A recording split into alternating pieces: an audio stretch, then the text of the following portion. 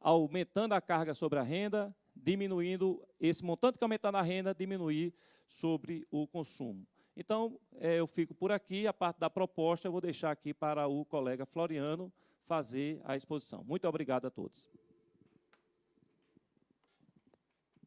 Muito bem, muito obrigado, nosso companheiro Pedro Lopes de Araújo Neto, que representa aqui a FENAFISCO. E agora vamos para o terceiro usar da palavra, nessa audiência pública pós-eleição, o Floriano Martins de Sá Neto, que é o presidente da Associação Nacional dos Auditores Fiscais da Receita Federal do Brasil, ANFIP. Com a palavra, Floriano. Saudar o deputado Hildo Rocha, presidente da comissão, saudar o nosso eterno relator da reforma tributária, assim, quem tem sido levado esse tema todos esses anos, né, deputado? E nós, muito nos incentivou o convívio com o senhor de fazermos esse debate e essa contribuição à sociedade brasileira.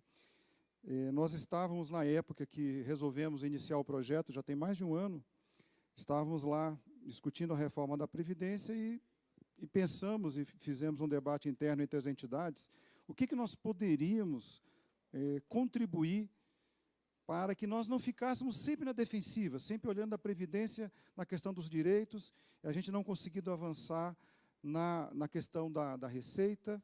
Então, nós chegamos à conclusão que nós precisaríamos de realmente, antes mesmo de discutir o modelo previdenciário, termos a consciência de que o modelo de Estado do bem-estar social, que está lá na Constituição Federal de 88, que é o grande pacto que nos leva adiante enquanto Brasil, enquanto cidadão brasileiro que completou recentemente 30 anos, teve, infelizmente, no seu sistema tributário, um ponto que não honrou aquilo para o qual nós construímos os direitos da Constituição Cidadã de 1988. Então, a gente vem, ao longo de todos esses anos, fazendo puxadinhos, fazendo emendas, procurando sempre mais do mesmo. Tá? Então, falta dinheiro, então aumentamos o imposto. Ou aumentamos, criamos a CPMF, chegamos até a criar a CPMF, injustamente finalizada, diga-se de passagem. E nesse andar, nesse caminhar, nós juntamos um grupo muito grande, fizemos já esse documento que foi entregue agora, que é um documento mais completo hoje, ou seja, a gente precisaria fazer um diagnóstico antes de pensar numa proposta. Então, foi feito, essa publicação ela é de junho desse ano, de 2018. Em seguida, fizemos também um seminário internacional, onde nós pudemos ver isso que a gente vê nos livros ou na televisão, mas nós tivemos aqui no Brasil um Fórum Internacional Tributário, pela primeira vez, especialistas dos 4 continentes, de todos os BRICS, vieram e expuseram os seus sistemas tributários. Então, é um Fórum Internacional Tributário, está disponível as palestras, e foram 3 dias de intensos debates e que nos fortaleceram naquilo que nós entendemos. Por que o Brasil é o ponto fora da curva no sistema tributário? Por que nós somos a jabuticaba do mundo? Por que nós continuamos a insistir no modelo que penaliza o desenvolvimento nacional, que penaliza aqueles trabalhadores, a classe mais humilde que ganha um salário menor e que acaba pagando proporcionalmente muito mais impostos do que aqueles que estão no patamar de cima? Então, são vários os pressupostos, mas o que diferencia a proposta que nós vamos apresentar agora, e agora realmente nós temos condição de dizer, temos uma proposta, tínhamos o diagnóstico, agora não, já estamos indo para o debate, e é uma proposta. Ela está aberta, e entendemos que essa casa tem uma responsabilidade muito grande de fazer esse debate, de ampliar o debate sobre a reforma tributária.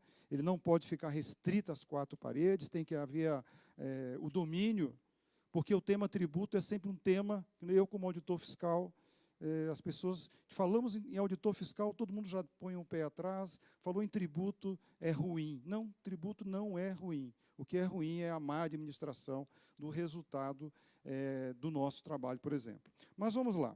Quais são os pressupostos da nossa É uma tela atrás, né? Pode deixar.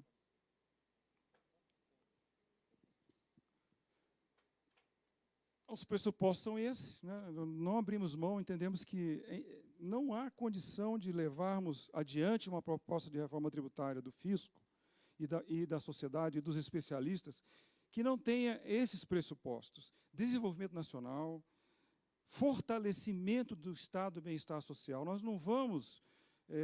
quando eu vejo a discussão de carga tributária, as pessoas defenderem a diminuição da carga tributária, tem que dizer para essa pessoa, olha, se diminuir a carga tributária, também vai diminuir saúde, previdência, assistência social, polícia, os serviços públicos também vão diminuir, porque a consequência de termos uma carga tributária menor, no caso brasileiro, será a diminuição da arrecadação. Resolver esse problema da regressividade e fazendo o contrário. Vamos agora ter um sistema de acordo com isso, nós concordamos na Constituição. Progressividade. Então, ela tem que ser implementada de verdade. Então, essas ações, na nossa avaliação, elas vão gerar, de fato, a falada, pelo menos por nós falamos muito, em justiça fiscal. Então, a proposta, ela é um exercício, como já foi dito, a gente repete, pessoal, batam, sugiram, discutam, isso aqui não está fechado, não está acabada, é o início de um grande debate nacional que nós queremos ver em todos os cantos. Nós queremos que o brasileiro se aproprie dessa discussão, que o cidadão comum entenda que o tributo faz parte da vida dele e que esse famoso jeitinho brasileiro de tentar não pagar, de tentar inventar qualquer tipo de meios, de mecanismos para fugir da tributação, não pode ser tolerado numa sociedade moderna, numa sociedade que entenda efetivamente, e uma sociedade tão complexa e difícil e tão desigual como é a brasileira. Então, a gente propõe, basicamente, aumentar a receita de tributação sobre a renda, sobre o patrimônio e sobre as transações financeiras. Também, na sequência, eu acho que talvez o mecanismo vai ser esse, na sequência, nós vamos reduzir a tributação sobre os bens e serviços, ou seja, a tributação sobre até a folha de pagamentos. A nossa proposta ela contempla um ponto específico sobre a redução da contribuição sobre a folha de salários, não da maneira como foi encaminhada recentemente, até ainda não estamos tentando voltar de novo à reoneração e não conseguimos, mas de uma maneira muito diferente. Nós vamos preservar o Estado Social de 1988, é incabível o retrocesso social, nós não entendemos que a gente tenha que abrir mão simplesmente porque não temos mais condições de seguir. Esse entreguismo, ou essa condição de desistência do Brasil, que eu vejo com muita tristeza, vários brasileiros competentes, eu tenho um caso na minha família, eu tenho meu filho mais velho, migrou do Brasil, porque não tem emprego no Brasil para ele.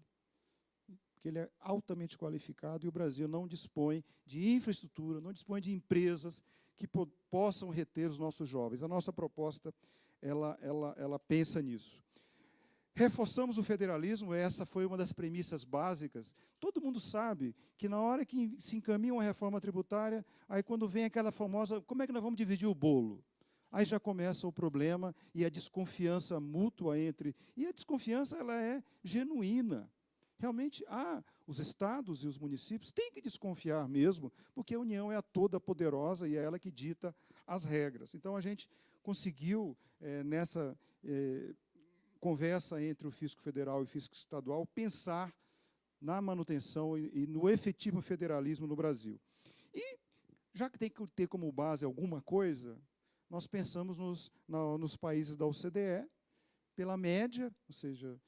já que temos que ter alguém em quem nos espelharmos, vamos então para os países que têm lá, pelo menos para nós, no Brasil hoje, uma situação muito melhor do que a nossa. E o que levou eles a terem, né, uma tributação que pode nos servir de modelo? Bom, como resultado dessa primeira rodada, dessa primeira publicação que nós temos aqui agora já disponível a síntese, daqui a mais ou menos uma semana ou duas já estará disponível o documento completo.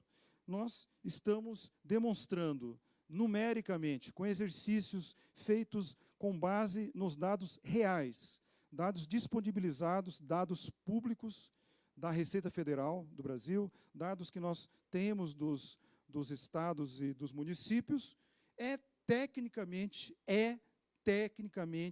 factível que o Brasil tenha um sistema tributário mais justo e alinhado com as experiências dos países mais igualitários, preservando o equilíbrio federativo, as fontes de financiamento do Estado inaugurado pela Constituição de 1988. É possível. Está demonstrado, através desses exercícios, que nós temos condição, sim, de alterar radicalmente. Essa reforma, uma reforma estrutural do sistema tributário, essa é a mãe de todas as reformas. A gente fala sempre da reforma política como a mãe, mas eu acho que hoje, dentro da nossa condição e dentro da nossa necessidade de resolver os problemas do Brasil, nós temos que olhar para a reforma tributária, nós temos que olhar para ela, e tem que ser uma causa, não só da Anfip e da FENAFISCO, mas uma causa de todo brasileiro, e é isso que o Movimento Reforma Tributária Solidária ele está fazendo.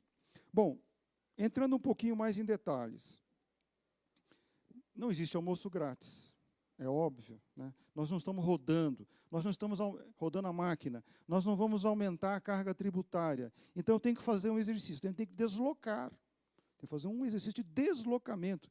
Nós estamos retirando o peso sobre o consumo, que é elevado, vamos rebaixar o peso da tributação sobre o consumo, mas eu preciso colocar isso em algum lugar. Então, eu vou deslocar a carga tributária do consumo para a renda. E isso é o que os países desenvolvidos, é o que os países capitalistas. A nossa proposta não tem nada a ver com questão ideológica, com socialismo, não. É uma proposta de país capitalista. Viu, deputado? A gente deixa questão porque às vezes o pessoal confunde, como somos sindicatos, associações, mas a nossa proposta é uma proposta que pensa-se nisso. Então, nós vamos elevar de 253 bilhões de reais a receita de tributação sobre a renda e vamos reduzir em 231 bilhões de reais a receita sobre bens e serviços. Esse é o cerne da reforma nessa primeira fala. Então, nós temos a elevação, para fazer isso, a elevação de 73 bilhões de reais da tributação sobre patrimônio e a redução de 78 bilhões de reais sobre a folha de pagamentos. Então, a nossa proposta, ela ataca a regressividade que é colocada também, a folha de pagamentos também entra nessa questão da regressividade. Então, como é que fica um resumo para que vocês possam ter uma avaliação geral da proposta? Então, a proposta, aqui estão os principais, né? Impostos, renda, patrimônio, transações financeiras, bens e serviços, folha de salários, o que está em vermelho nós estamos reduzindo. Quando nós falamos que manteríamos a carga tributária, nós temos aqui no final um pequeno é difícil zerar, né? Fazer a conta para dar exatamente, ou seja, esse foi um pressuposto do nosso exercício. Tem que manter a mesma carga tributária, então a gente tem lá um arrazoado e nós conseguimos aí, mas chegamos ainda, não zerou, não conseguimos fazer o 0 a 0, mas ficou um pouquinho mais de 46 milhões 938 reais 64 centavos, 1 trilhão 959 bilhões 46 bilhões de reais. Bom, o ponto básico, e aí eu chamo a atenção dos nossos deputados e quem está nos ouvindo. O Brasil está em crise, nós temos um orçamento deficitário. Vamos começar a resolver isso esse ano. Não vamos precisar esperar o ano que vem para fazer uma PEC, para fazer leis. Vamos resolver. Tá? Aqui, nós temos como resolver. Inclusive, isso entrou na campanha, acabou sendo um dos pontos que os dois candidatos finalistas tocaram no assunto, a famosa tabela do imposto de renda, que todo mundo, essa casa já fez vários projetos para reajustar a tabela, porque a União acaba não reajustando ao longo dos anos e acaba aumentando, né, a arrecadação, e pessoas que estão fora da tabela acabam entrando e acabam pagando imposto de renda. Então, no nosso exercício, exercício, isso aqui pode ser feito, pode ser simulado, Essas simulações são com os dados reais, é um exercício e nós podemos fazer isso conforme a necessidade do parlamento e a necessidade do governo, do novo executivo que está eleito. Então, nós temos basicamente uma tabela progressiva do imposto de renda, atacando a regressividade, ou seja, 27,5%, e aí fica, a gente viu nas duas apresentações, a regressividade muito clara. A partir de 30, 40 salários mínimos, as pessoas passam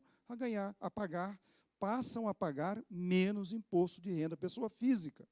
Então, essa realidade ela pode ser arrumada agora, nesse ano de 2018. Nós podemos fazer uma lei alterando a tabela do imposto de renda, e a nossa proposta é essa. Até 4 salários mínimos, isento. Não vai pagar mais imposto de renda. Nós temos aqui 38,55% dos nossos declarantes hoje já ficariam isentos de pagar. Então, isso aqui vai trazer, a partir de 1º de janeiro, traria já um efeito de melhoria da economia muito grande. Isso aqui é injeção direta na veia. As pessoas vão passar a ter renda e vão gastar, porque essa faixa de rendimento as pessoas não conseguem poupar. Então, pelo amor de Deus, quem está nos ouvindo, a equipe do presidente eleito, nós temos aqui condições de fazer esses exercícios de uma maneira responsável. Essa nova tabela é assim. Então, a gente inclui uma progressividade e passamos a cobrar 40% acima de quem ganha 60 salários mínimos. E, olhem, isso aqui é moderado em termos de...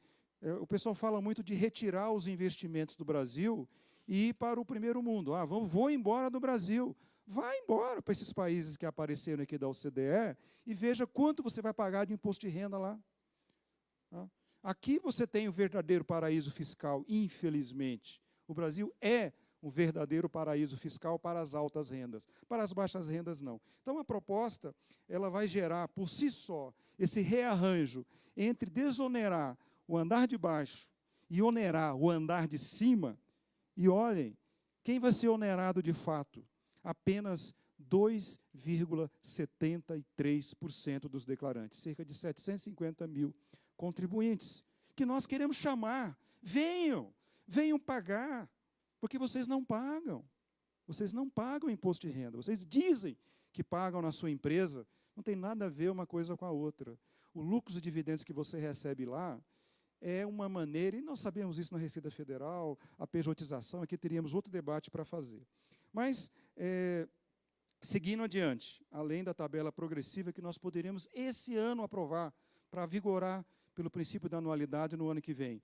Nós temos aqui o mesmo exercício feito para os demais impostos. Aí vai entrar no imposto sobre grandes fortunas, que já está na Constituição, mas há uma dificuldade gigantesca, né, de se falar, parece que é proibido falar, mas está na Constituição.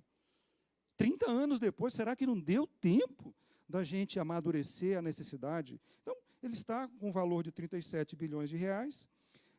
No imposto territorial, o Brasil é ridículo o que nós cobramos de ITR, a mesma coisa do ITCMD, a mesma coisa sobre o IPVA. Aqui a gente tem um pequeno acréscimo, e isso aqui basicamente é a cobrança dos jatinhos, do pessoal do... Assim, é até simbólico.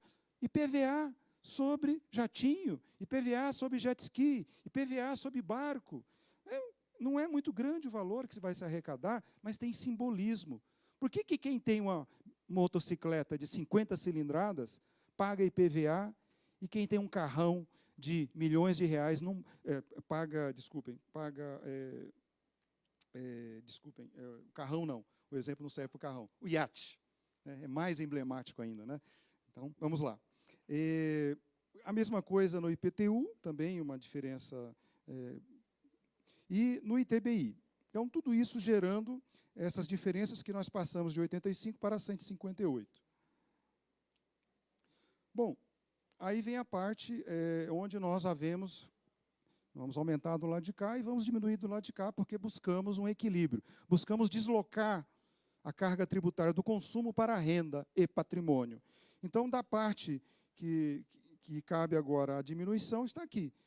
impostos sobre os tributos sobre bens e serviços, a diminuição que nós vamos fazer, da folha de pagamento, 78 bilhões, e dá 310 bilhões de reais. Aí, assim, nós já ficamos, já estou terminando, já de uma maneira, no azulzinho e no marronzinho, a situação atual e a situação proposta, nós verificamos claramente, aqui está em valores percentuais do PIB, mas, no caso do consumo, a redução significativa, isso aqui, gente, isso aqui é injeção de renda nas famílias de baixa renda. Isso aqui é melhoria das condições econômicas imediatas. As pessoas terão mais renda disponível. E, no outro caso, nós temos os tributos da folha, nós também, e onde vai haver efetivamente o acréscimo é nos tributos sobre a renda, onde a gente vai se aproximar. Todos eles, nós estamos ainda desajustados, mesmo na situação proposta, ainda mais perto dos países da OCDE. Aí aquela questão do equilíbrio federativo, né? A gente cuidou muito disso, o exercício foi bastante, nesse ponto, a gente foi cuidadoso, e nós chegamos à diferença. A União perde um pouquinho, os estados e o Distrito Federal ganham um pouquinho, os municípios também ganham um pouquinho em termos de PIB. Então, a gente consegue manter, melhorar um pouquinho, e isso aqui é um exercício. Isso, no curso da negociação, nós podemos alterar conforme haja a correlação de forças e o debate avance. Próximo. Bom, eu já estou me aproximando do final, nós temos agora a situação sobre o IPVA, também eu não vou vou perder muito tempo sobre isso, o IPVA e os produtos que incidem, os tributos que incidem sobre o consumo. A renda, então, ela passa de 5,97 para 10,27, ainda abaixo da OCDE. No patrimônio, a gente aumenta e fica mais ou menos igual à OCDE. No consumo, a gente ainda está acima da média da OCDE, para não fazer uma transição muito forte. Nos outros, ficam mais ou menos iguais. Mas, de qualquer forma, nós temos uma carga tributária, e esse número que a gente utilizou de 33,46, está explicado, tem uma metodologia, a média dos 10 últimos anos. Dos 10 últimos anos, retirados alguns anos em que houve 2009, que teve aquela crise e a depressão. Bom, a carga tributária bruta ela fica dessa forma agora. Nós temos também em relação ao OCDE. Vamos já para o final. A última.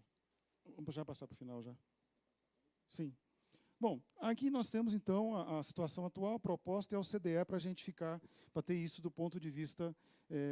Então a gente sobe substancialmente a participação do PIB sobre a renda, mais abaixo ainda da OCDE. No patrimônio a gente passa um pouquinho, mas foi a calibração que nós adotamos. Bens e serviços, a gente, então, diminui, né? Mas, mesmo assim, ainda ficamos acima do praticado pela média da OCDE, e na folha de salários a gente mantém mais ou menos, assim, diminui a situação proposta, ela baixa, mas aqui nós estamos abaixo do que é praticado, e dizem que a folha de salários é alto no Brasil, a contribuição sobre a folha de salários. Bom, a última apresentação fala da questão da desigualdade, que é o índice de Gini, onde também é aquela história, a gente faz todo esse exercício, e o que a gente espera? Uma das cobranças foi essa: vamos quantificar quanto que nós vamos ter de crescimento econômico, aumento do PIB, só com essa proposta. Nós não chegamos ainda nesse exercício, mas já conseguimos fazer esse outro. Então, do Gini, do índice de Gini, que demonstra claramente que a proposta ela faz, sim, uma redução da desigualdade, ou seja, ela atinge, sim, um dos objetivos da reforma tributária solidária, que é atuar em favor do Brasil, do crescimento econômico, em favor das empresas, em favor do brasileiro e em favor de uma política efetiva de redução das desigualdades sociais. Muito obrigado.